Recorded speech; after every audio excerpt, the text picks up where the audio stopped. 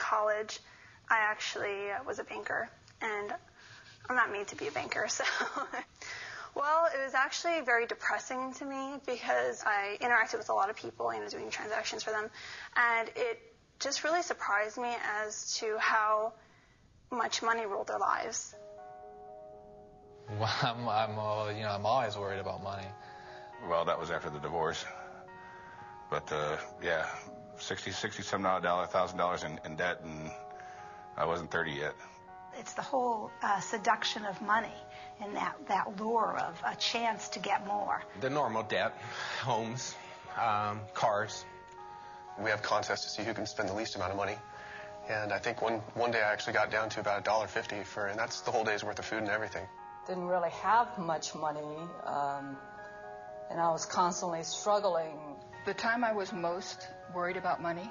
Well, right now I'm really worried about money. It was a domestic violence situation, and I was afraid that I wouldn't have the income. Wonder where your next meal is going to come from. Pray that everything's going to work out all right. I always worry about money, whether I have enough, whether I'm spending too much. You got to make money. There's just no way around it. And you got to do what you got to do short of illegal things. I think that if money hadn't have been an issue, we would have totally been okay. Questions I have about money? If I had any questions about money, what would I like to know? What is the actual worth of $1 these days?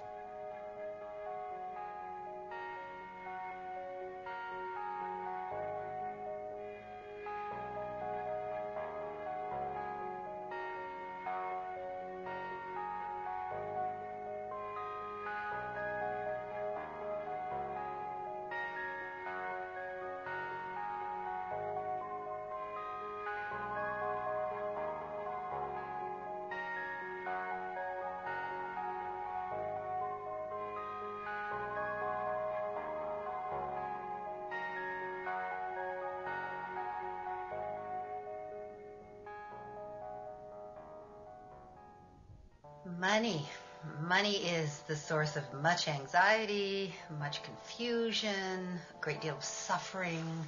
Money makes the world go round. That's the one that everybody knows. Money is a tool to help people live a better quality of life. But somehow it's become the all in all. People think that money is life in itself. The standard view is that if you get richer, you get better off and you're happier. Well, it turns out not to be true. People's absolute standard of living, once they're above poverty, is pretty weakly related to happiness. I'm going to make a rough claim that about 95% of family feuds, problems, breakdowns, are about money. And I'm probably conservative.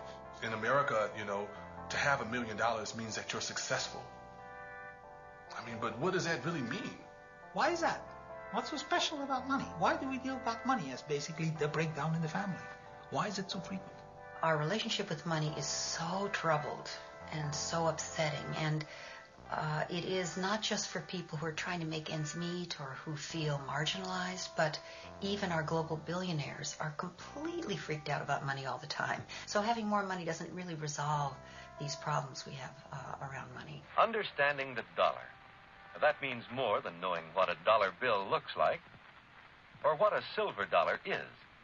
For the first time, essentially the entire world, willing or not, subscribes to the same set of economic rules. The money system went global, and it began to disorder every local ecosystem and every local social system on the planet.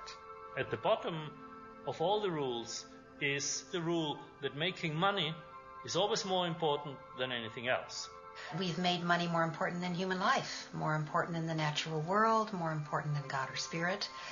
And on that really bed of lies, our relationship with money is resting. This is where we are today, is that the entire apparatus of assumptions underlying economics are simply wrong. So, why do we allow societies to be run with this malfunctioning source code? Part of the difficulty is that very few people think about what money is, where it comes from, how it is created, and how it is controlled. Well, remember, there has been 150 years of very intense propaganda and indoctrination to try to drive these ideas out of people's heads. If we could unpack all of this mystification, we'd probably find that economics was made so complicated in order to mystify people, so they could not really figure it all out.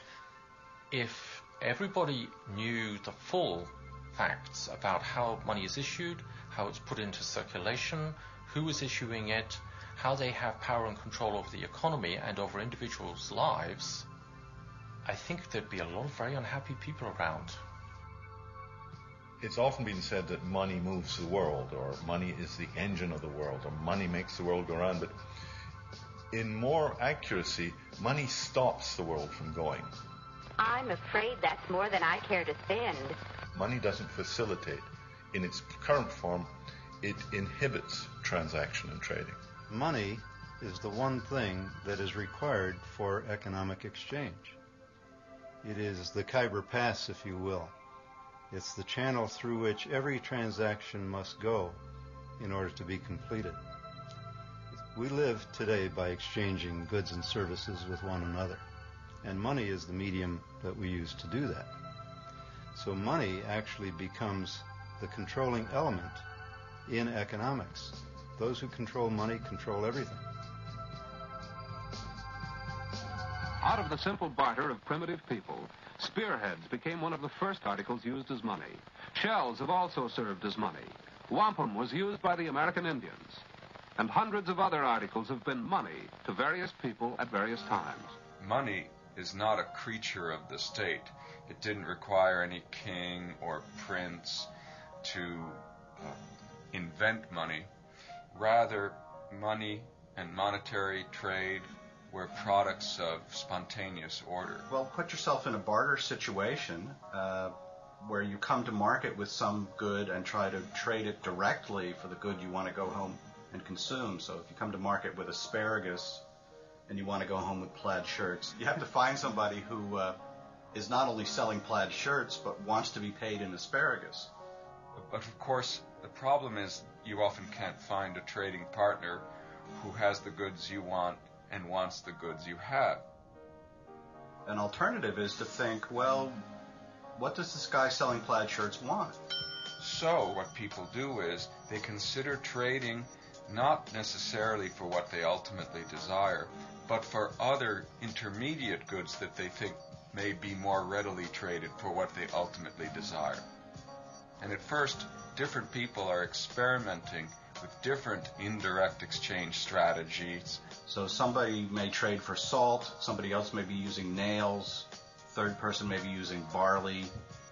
But what happens is the more certain goods get adopted in these individual efforts, the more attractive their use for the same purpose will seem to other people.